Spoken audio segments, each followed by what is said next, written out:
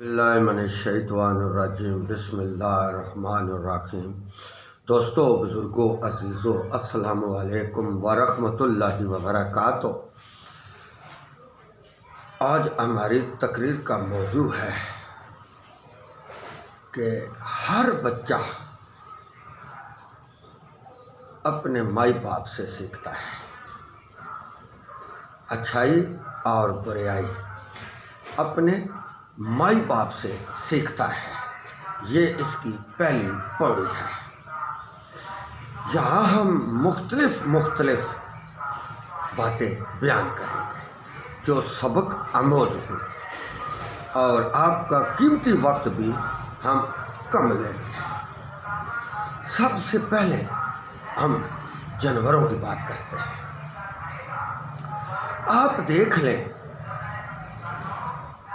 जब शेरनी बच्चे देती है तो वो बिल्कुल मासूम होते हैं। बच्चा कोई भी है वो मासूम होता है, और फिर वो आस्ता आस्ता परवान चढ़ता है।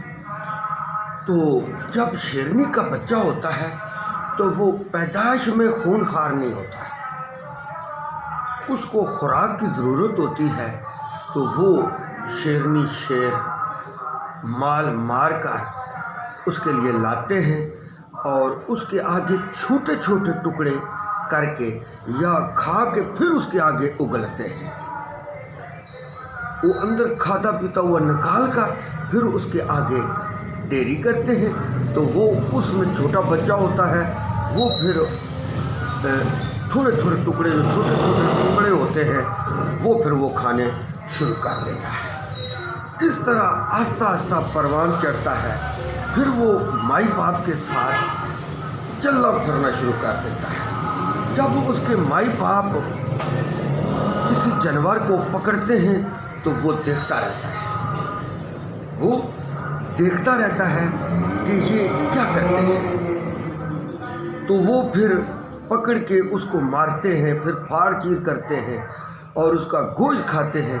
वो भी उनके साथ शरीक हो जाता है। वो तजर्बा सीखता है। पहले हाल वो किसी जानवर पर हमला नहीं करता। जब वो जवान होता है तो फिर भी अपने माई बाप के साथ रहता है, और वो फिर देखता रहता है। वो देखने से उसको तजर्बा हो जाता है, भाई ऐसे छुप कर बैठना, ऐसे करना, क्योंकि वो अपने माई बाप को देखता है। तो वो फिर माल मारना शुरू कर देता है। इसकी ये तरतीब होती है, और ये घर से सीखता है। पहले माई बाप से ये चीज़ पहले सीखता है, और उसके बाद फिर माल मारता है। आप परिंदे, कोई भी बच्चा हो, उसका माई बाप जो है ना, वो उसको पहले तरगीब देता है, सिखाता है। तो फिर वो इस तरह करता है। जानवरों के बच्चे देख लें, गाय भैंस का बच्चा देख लें, तो पैदा होता है, फिर उसको चाटते हैं, उसको साफ करते हैं, खुश करते हैं। जो जब चाटते हैं तो उसके बदन में ताकत आ जाती है, तो उसकी जो मैल कुचैल होती है वो ख़त्म हो जाती है, और वो तवाना हो जाता है। जैसे कि इंसान गुस्ल करता है तो फिर बदन पर तौलिया मारता है और बदन खुश कर देता है। तो फिर उसको अगर सर्दी हो तो फिर सर्दी नहीं लगती, कपड़े पा लेता है। तो इसी तरह ये भी करते हैं। फिर वो चलना फिरना, वो दूध उसको अपनी ज़बान में समझाते हैं, तो वो समझता रहता है। और परिंदे जो होते हैं उनके बच्चे घोंसले में होते हैं, वो किसी चीज़ के वाकिफ़ नहीं होते। तो उनके माई बाप वो खुराक लाते हैं जो उसको देते हैं। तो फिर जब वो उड़ने लगता है तो पहले वो घर में घोंसले में सीखता है हर चीज़, कि ये चीज़ वो थोड़ा थोड़ा बड़ा होता है, समझता है। तो फिर माई बाप के साथ डारी लगाता है, और जहाँ जहाँ वो चीज़ें खाते पीते हैं उनको देखता है, फिर वही चीज़ें वो भी खाता है। ये हो के परिंदे। और इंसान का बच्चा जो होता है वो मुसलमान पैदा होता है। किसी भी मज़हब के माई बाप हो, उनका जो बच्चा पैदा होता है उसको कोई पता नहीं होता कि वो किस मज़हब का है, किस उसका तल्लुक़ है, क्या है। वो बिल्कुल बेखबर होता है, जैसे कि दूसरे बच्चों का हमने बयान किया है। तो वो जब تھوڑا تھوڑا پروان چڑھتا ہے تو وہ مائی باپ پر اس کی نظر ہوتی ہے، ہر وقت مائی پر اس کی نظر ہوتی ہے، باپ کو تو باپ پر نظر ہوتی ہے۔ یہ قدرتی بات ہے، مائی باپ کی اولاد پر، اولاد کی مائی باپ پر، یہ کشش ہوتی ہے خون کی، خون کا جو مادہ ہوتا ہے، خون کی کشش ہوتی ہے، تو وہ پہچان لیتا ہے کہ یہ میری ماں ہے اور جو دوسری ساتھ بیٹھی ہو یہ دوسرے کی ماں ہے۔ یہ آپ نے دیکھا بھی ہوگا کہ 20 عورتیں بٹھا دیں اور کسوٹیاں کرنے والا بچہ ہے جو کچھ نہیں، نہ سوچ ہے نہ اس کی کچھ ہے، تو وہ اپنی ماں کی طرف جائے گا۔ یہ اس کو محبت اور خون کھینچ کے لے جاتا ہے۔ تو وہ جب تھوڑا سا 5-7 سال کا ہوتا ہے تو ماں اس کو ڈراتی ہے کہ بیٹا یہ نہ کر، تیرا باپ آ گیا، آلے اس کا باپ نہیں آتا۔ یہ بھی ایک جھوٹ تصور کیا جاتا ہے۔ تو وہ جو گھر میں حرکتیں دیکھتا ہے اس کے وہ ذہن میں اترتی رہتی ہے، دل میں اترتی رہتی ہے، اور جب 8 سال کا ہوتا ہے تو پھر اس کی سوچ کی صلاحیت بھی پروان چڑھنا شروع ہو جاتی ہے۔ پھر گھر میں جو بھی مائی باپ بہن بھائی عمل کریں گے وہ دیکھتا رہے گا، کر تو کچھ نہیں سکتا لیکن وہ دیکھتا رہتا ہے۔ اس کی فطرت میں یہ چیزیں شامل ہوتی رہتی ہیں کہ میرا باپ یہ کر رہا ہے، میری ماں یہ کر رہی ہے، میری بہنیں یہ کر رہی ہیں، میرے بھائی یہ کر رہے ہیں۔ وہ ہر چیز کو اس کے آنکھوں، دماغ اور دل پر اثر کرتی ہے۔ تو زیادہ تر ہم بخیلی، بھائیوں کی بخیلی، بہنوں کی بخیلی، مائی باپ کی بخیلی، بیوی کی بخیلی، سالیوں کی بخیلی، ساس سسر کی بخیلی، آنڈ گوانڈ کی بخیلی، تو یہ بچہ باتیں سنتا رہتا ہے۔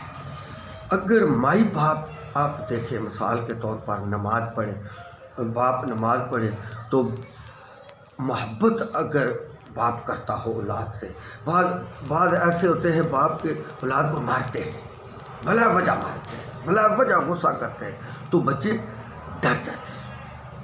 ایسا نہیں کرنا چاہیے۔ بچپن میں بچے کو مارنا اس کی صلاحیت کو ختم کرنے سے مترادف ہوتا ہے۔ بچہ اس طرح ٹھیٹ ہو جاتا ہے، وہ کہتا ہے بس ماریں گے، بس ماریں گے، اور کیا کریں گے۔ تو بچے کی صلاحیت پرکھنے کے لیے اگر کوئی بھی چیز اٹھاتا ہے تو اس کو اٹھانے دو، اس کے ساتھ ہو جاؤ، جب گرنے لگے تو اس کو پکڑ لو۔ اس طرح بچے کا ذہن اور صلاحیت پروان چڑھتی ہے۔ مارنے سے اگر کوئی پلیٹ ٹوٹ گئی تو ہم عموماً ماں اور باپ دونوں اس کو مارتے ہیں، اس سے بچے کی صلاحیت ختم ہو جاتی ہے۔ بچے کی صلاحیت جو ہوتی ہے وہ ختم ہو جاتی ہے۔ تو وہ دیکھتا رہتا ہے، جب وہ پروان چڑھتا ہے کچھ تو وہ گھر سے چیزیں سیکھتا ہے تو کچھ وہ معاشرے سے سیکھ جاتا ہے۔ جیسا کہ آج دیکھ لیں ہمارے علماء ہیں، آپس میں ایک دوسرے کو نیچا دکھانے کی کوشش کر رہے ہیں، اللہ اور اللہ کے رسول کے احکام چھوڑ کر ایک دوسرے پر چکر اچھال رہے ہیں۔ اعلیٰ ایسا نہیں کرنا چاہیے، اس سے نبی صلی اللہ علیہ وسلم نے منع فرمایا ہے۔ آج دیکھ رہے مفتی طارق مسعود حافظہ اللہ تعالیٰ اور مرزا محمد علی جیلم والے کے ساتھ جو کچھ چل رہا ہے، یہ باتیں جو ہوتی ہیں معاشرے پر بہت اثر ڈالتی ہیں، بہت اثر ڈالتی ہیں۔ اگر پڑھے لکھے ہوئے آدمی اس طرح کی گفتگو کرے، اس طرح کا لہجہ استعمال کرے، تو جو باقی نیچے والے لوگ ہوتے ہیں وہ بھی ہم سے سیکھ کر یہ باتیں شروع کر دیتے ہیں۔ ہم اس لیے ان کو منع نہیں کرتے کیونکہ ہم خود یہ باتیں کرتے ہیں۔ باپ سگریٹ پیتا ہو تو بیٹے کو منع نہیں کر سکتا، اگر کرے گا بھی تو وہ کہے گا کہ اگر یہ بری چیز ہے تو تم کیوں پیتے ہو۔ یہی بات ہے اس ہمارے معاشرے میں۔ اگر علماء بری گفتگو کریں گے تو نیچے والے کو کیسے کہیں گے کہ آپ بری گفتگو نہ کریں؟ کیونکہ اگر ہم اپنی زبان پر خود کنٹرول کریں تو پھر ہم دوسروں کو کہہ سکتے ہیں کہ آپ بری گفتگو نہ کریں۔ نبی صلی اللہ علیہ وسلم نے بری گفتگو فرمانے سے منع فرمایا۔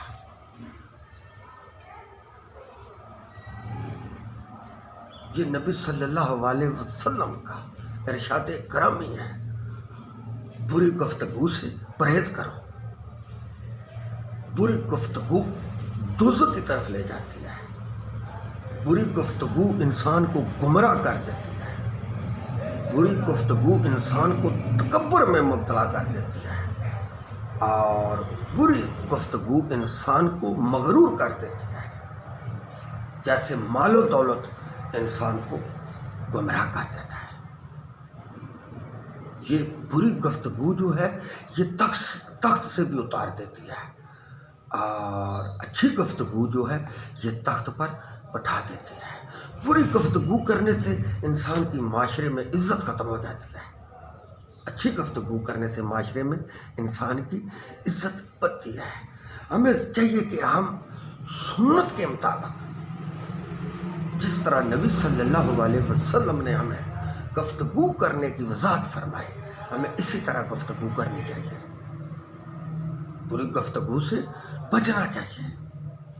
آج دیکھ لیں ہمارے پیارے پاکستان میں جتنے بھی علماء ہیں وہ مناظروں میں الجھے ہوئے ہیں، ایک دوسرے کو برا بھلا کہنے میں الجھے ہوئے ہیں، ایک دوسرے کو نیچا دکھانے میں الجھے ہوئے ہیں، ایک دوسرے سے شفقت لینے میں الجھے ہوئے ہیں۔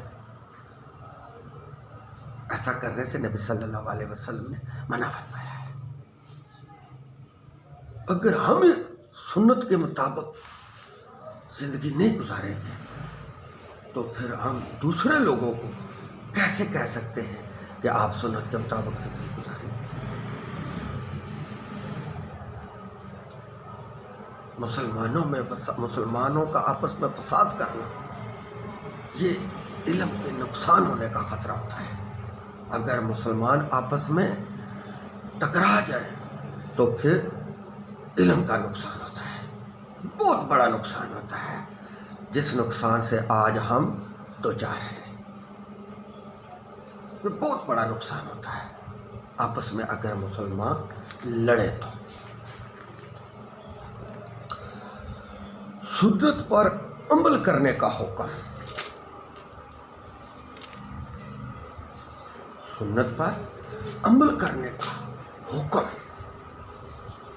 کیونکہ سنت پر عمل کرنا دین کا جزء ہے، اور اس پر عمل نہ کرنا خیانت کا ارکاب ہے۔ اس لیے حضور علیہ الصلوۃ والسلام نے اس کی ہمت اپنے ارشادات گرامیہ کے ساتھ خوب واضح فرمائے ہیں۔ آپ فرماتے ہیں، اے لوگوں، میری سنت اور خلیفہ راشدین جو ہدایت یافتہ ہیں کی سنت کو میرے بعد مضبوطی سے پکڑ لو، یافتہ ہیں کہ سنت کو میرے بعد مضبوطی سے پکڑ لو۔ 4 خلیفہ راشدین گزرے، حضرت ابو بکر صدیق رضی اللہ تعالیٰ عنہ، حضرت عمر خطاب رضی اللہ تعالیٰ عنہ، حضرت عثمان غنی رضی اللہ تعالیٰ عنہ، اور حضرت علی شیر خدا رضی اللہ تعالیٰ عنہ۔ نبی صلی اللہ علیہ وسلم نے حکم فرمایا، میرے بعد ان 4 خلیفہ راشدین کی سنت کو مضبوطی سے پکڑ، کیونکہ یہ میرے تعلیم یافتہ، مجھ سے انہوں نے ہر چیز سیکھی ہے، سمجھی ہے، پرکھی ہے، اور یہ بہترین 4 خلیفہ راشدین ہیں،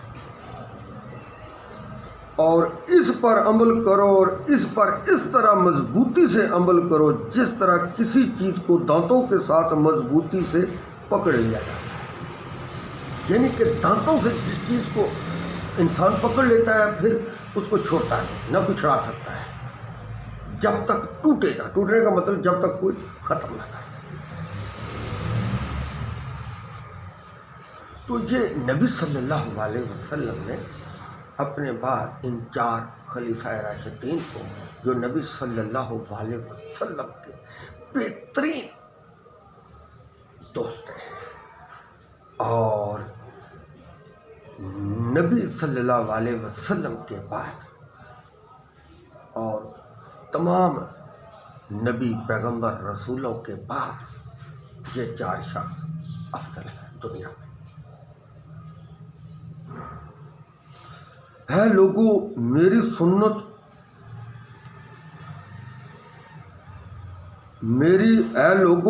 سنت اور خلیفہ راشدین جو ہدایت یافتہ ہیں کہ سنت کو میرے بعد مضبوطی سے پکڑ لیں۔ یہ دوبارہ میں اس لیے بیان کر رہا ہوں کہ یہ بھی جو حکم دے اس کو مضبوطی سے پکڑ لو اور اس پر عمل کرو، کیونکہ نبی صلی اللہ علیہ وسلم مالک حقیقی سے جا ملے تھے، اور ان 4 کا وہ حوالہ بیان فرما کے خلیفہ راشدین سے مراد سیدنا ابو بکر رضی اللہ تعالیٰ عنہ اور سیدنا فاروق اعظم، سیدنا عثمان اور سیدنا حضرت علی کرم اللہ وجہ رضی اللہ تعالیٰ عنہ۔ سنت کی اہمیت بیان کرتے ہوئے نبی صلی اللہ علیہ وسلم نے یہ بھی فرمایا کہ لوگوں پر ایک ایسا زمانہ آئے گا جس میں میری سنت اس طرح بوسیدہ سمجھی جائے گی جس طرح بانوں پر کپڑا بوسیدہ ہو جاتا ہے، یعنی کہ کسی چیز پر کپڑا لٹکا دیا جائے اور وہ بوسیدہ ہو جاتا ہے۔ اور اس زمانے میں کہیں لوگ ایسے پیدا ہوں گے جو دینی معاملات میں اپنی رائے سے نئی بدعتیں گڑھ لیں گے، یعنی کہ آخری زمانے میں ایسے لوگ پیدا ہوں گے، ایسی باتیں کریں گے جن کا دین سے کوئی تعلق نہیں ہوگا، صرف اپنے کھانے پینے کی وجہ سے وہ لوگوں کو الٹ چلائیں گے، الٹی سیدھی باتیں بتائیں گے۔ ایسے لوگ جو نئی بدعتیں گاڑ لیتے ہیں، آپ دیکھ لیں، آپ جائزہ لے لیں، ہم کسی کا نام نہیں لیتے کیونکہ ہمارا اتفاق والا موضوع ہے۔ وہ کون سی بدعت ہے جو یہاں نہیں پائی جاتی؟ معذرت کے ساتھ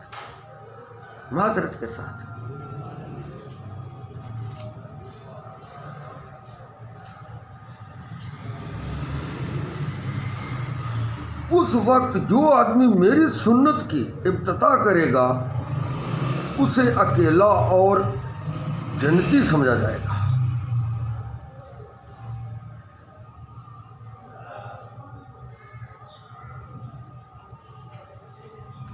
اور جو لوگ بدعت پر عمل کریں گے، بدعت پر عمل کریں گے، ان کے بہت سے ہم نوا اور دوست ہوں گے۔ تو صحابہ اکرام نے عرض کی، یا رسول اللہ صلی اللہ علیہ وسلم، کیا ہمارے بعد کوئی ایسا آدمی بھی ہوگا جس کے اعمال افضل ہوں گے؟ تو آپ نے فرمایا کیوں نہیں؟ تو انہوں نے عرض کی، اے اللہ کے محبوب صلی اللہ علیہ وسلم، کیا انہوں نے آپ کا دیدار نصیب ہوگا؟ تو آپ نے فرمایا ایسا نہیں۔ پھر عرض کی، کیا ان پر وحی نازل ہوگی؟ آپ نے فرمایا نہیں، کیونکہ میرے بعد نبوت کا سلسلہ ختم ہو چکا ہے اور کسی پر وحی نازل نہیں ہوگی۔ تو انہوں نے عرض کی، تو اس زمانے میں وہ کیسے زندگی بسر کریں گے؟ آپ نے فرمایا جس طرح پانی میں نمک ہوتا ہے، جس طرح پانی میں نمک ہوتا ہے، اور ان کے دل اسی طرح اللہ تعالیٰ کے خوف سے اور بے حیائی کے پھیلنے سے پگھل رہے ہوں گے، جس طرح نمک پانی میں پگھل جاتا ہے۔ تو انہوں نے عرض کی اور زندگی کیسے گزاریں گے؟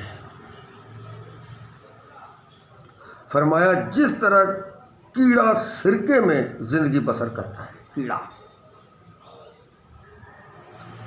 تو صحابہ کرام رضی اللہ تعالیٰ عنہ نے پھر عرض کی کہ وہ اپنے دین کی حفاظت کس طرح کریں گے؟ تو آپ نے فرمایا جس طرح ہاتھ میں آگ کی انگاری ہوتی ہے، اگر وہ اس انگاری کو نیچے رکھے تو بجھ جاتی ہے، اور اگر اس کو پکڑ لے تو اس کے ہاتھ کو جلا دیتی ہے، اور یہ لوگ میری سنت کے مطابق عمل کرنے والے ہوں گے۔ یہ میں حدیث اس لیے پوری پڑھی تاکہ کسی کو شک و شبہ نہ رہے۔ آج تم دیکھ لو کہ ہم سنت کے مطابق، میرے پیارے پاکستانیوں، دوستوں، بزرگوں، عزیزوں، ہم وطنوں، چاہے آپ کا کسی بھی جماعت سے تعلق ہے، کل انصاف سے کرنی چاہیے۔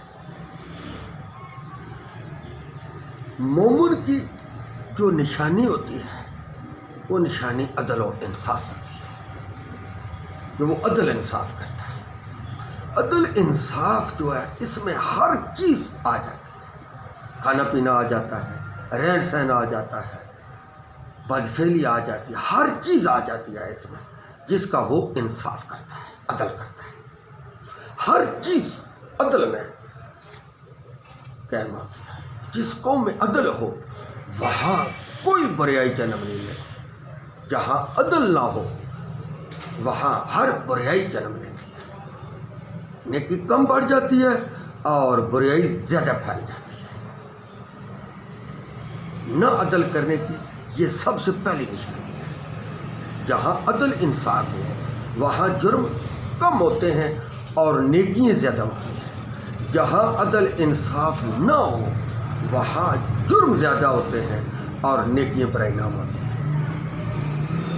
آج دیکھ لیں کہ ہم کتنا سنت کے مطابق عمل کر رہے ہیں۔ میں یہ نہیں کہتا کہ سب نہیں کر رہے، اکثر ہم سنت کے برخلاف ہی چل رہے ہیں۔ حالانکہ نبی صلی اللہ علیہ وسلم نے ارشاد فرمایا جو ایک میری سنت کو قائم رکھے گا اس کو 100 شہیدوں کا ثواب ملے گا۔ جو ایک سنت کو قائم رکھے گا اس کو 100 شہیدوں کا ثواب ملے گا۔ آج جو دیندار لوگ ہیں وہ کلپ رہے ہیں کہ آپ راہ راست پر آ جاؤ، اور کچھ ہمارا ایسا طبقہ ہے جو ایسا الجھا ہوا ہے، ایسا الٹ پلٹ ہوا ہے کہ وہ خود بھی سیدھی راہ پر نہیں چلتا اور نہ دوسروں کو چلنے دیتا ہے۔ معذرت کے ساتھ ہمارا موضوع اتفاق والا ہے، لیکن ہم انصاف سے بات کر رہے ہیں، ہم کسی کا نام نہیں لے رہے اور نہ سب کو بلیم کر رہے ہیں۔ ہم سب کا نہیں اکثر کا بیان کر رہے ہیں۔ اکثر والا لفظ جو ہے یہ ہم زیادہ استعمال کر رہے ہیں تاکہ کسی کی دل آزاری نہ ہو۔ اگر ایک آدمی بھی راہ راست پر آ جائے تو ہم کو اجر و ثواب ملے گا انشاءاللہ۔ ہم کسی بھی فرقے کے کوئی خلاف نہیں۔ میرا خود جو عقیدہ ہے وہ اہل سنت والجماعت کا ہے، لیکن ہم سچی بات کریں گے، مل ملا والی بات ہم نہیں کریں گے۔ ہم اس کی محنت کریں گے جو حق پر مبنی ہوگا، جو حق پر مبنی نہیں ہوگا ہم اس کی قطعاً حمایت نہیں کریں گے۔ جو جرم کرتا ہے اگر تم اس کی مدد کرو گے تو وہ جرم کو بتاتا چلا جائے گا، اگر نیکی والے کی تو مخالفت کرو گے تو وہ نیکی سے پیچھے ہٹتا شروع ہو جائے گا، یعنی کہ اس کو بتباری برا بلا کہو گے۔ جو بدی کرتا ہے اس کو تم اچھا کہو گے تو وہ اور بدی کرتا چلا جائے گا۔ اگر تم نیکی والے کو کہو گے کہ یار تم چھوڑ ایسا ہے، تم ایسا ہے، وہ دکھلاوا کرتا ہے، یہ کرتا ہے، تو اس کا دل ٹوٹ جاتا ہے۔ حالانکہ جو نیکی کرتا ہے اس کو داد دینی چاہیے، اس کی تعریف کرنی چاہیے، لیکن ہم نیکی کرنے والے کی آنت کرتے ہیں اور بدی کرنے والے کی ہم سپورٹ کرتے ہیں۔ برا بھلا بدی کرنے والے کو کہنا چاہیے، نیکی کرنے والے کو نہیں کہنا چاہیے۔ یہ ہم لوگوں میں یہ شیوا ہو گیا ہمارا تماشا، ہم تماشے بین ہو گئے، تماشا دیکھنے کے عادی ہو گئے، اور کچھ لوگ تماشا لگانے کے عادی ہو گئے۔ اس لیے اس چیز سے پرہیز کرنا چاہیے۔ یہ کام کرنا ہی نہیں چاہیے۔ آج کل دین کی بات کرنا ہاتھوں میں انگاروں جیسی چیز بن گئی ہے۔ وہ یار جو سیدھی بات کرتا ہے اس کو کرنے دو۔ یہ نہیں کہنا کہ میں کوئی مرزا محمد علی کی تعریف کر رہا ہوں، نہیں، میں حق بات کی تعریف کر رہا ہوں، یا میں مفتی طارق مسعود حفظہ اللہ تعالیٰ کی میں بات کر رہا ہوں۔ میرے لیے سب قابل عزت ہے، چاہے دیوبندی ہو، چاہے بریلوی ہو، چاہے اہل سنت والجماعت ہو، چاہے اہل حدیث ہو، چاہے کوئی بھی ہو، میرے لیے وہ قابل عزت ہے۔ ہم تو مشورہ دے سکتے ہیں، مشورے کے سوا کچھ نہیں کر سکتے۔ بھائی جان اگر میرے منہ سے کوئی غلط بات نکل گئی تو میں اس کے لیے معذرت خواہ ہوں اور مجھے معاف کر دینا۔ سیدھا راستہ وہی ہے جو اللہ اور اللہ نے رسول نے بتایا ہے، باقی سب راستے ٹیڑھے ہیں۔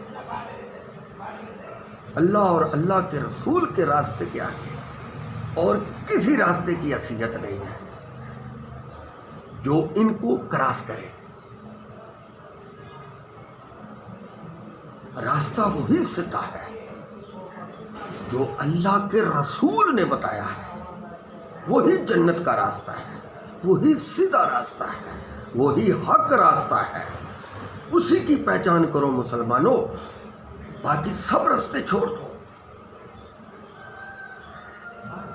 اللہ کے اور اللہ کے رسول کے بتائے ہوئے کاموں پر عمل پیرا بن جاؤ، سر خم تسلیم کر لو، حنا کو چھوڑ دو۔ وہی راستہ سیدھا ہے جو نبی صلی اللہ علیہ وسلم نے بتایا ہے، سیدھا جنت کو جاتا ہے۔ اور زندگی وہی ہے جو نبی صلی اللہ علیہ وسلم کی سنت کے مطابق گزاری جائے، غلامی میں گزاری جائے، عاجزی میں گزاری جائے۔ اس زندگی میں لطف ہے، غیروں کی زندگی میں کوئی لطف نہیں ہے۔ بے شک ہمیں بتاؤ ان سے ہماری کوئی الفت نہیں ہے۔ ہماری الفت نبی صلی اللہ علیہ وسلم کی سنت کی الفت ہے، ہمارے سنت۔ جب مسجد نبوی کے مہنار نظر آئے، اللہ کی رحمت کے آثار نظر آئے۔ وآخر دعوانا ان الحمد للہ رب العالمین۔ مسکین کے لیے دعا کرنا کہ اللہ ایمان کی دولت سے نوازے اور نبی صلی اللہ علیہ وسلم کی سنت کے مطابق زندگی گزارنے کی توفیق عطا فرمائے۔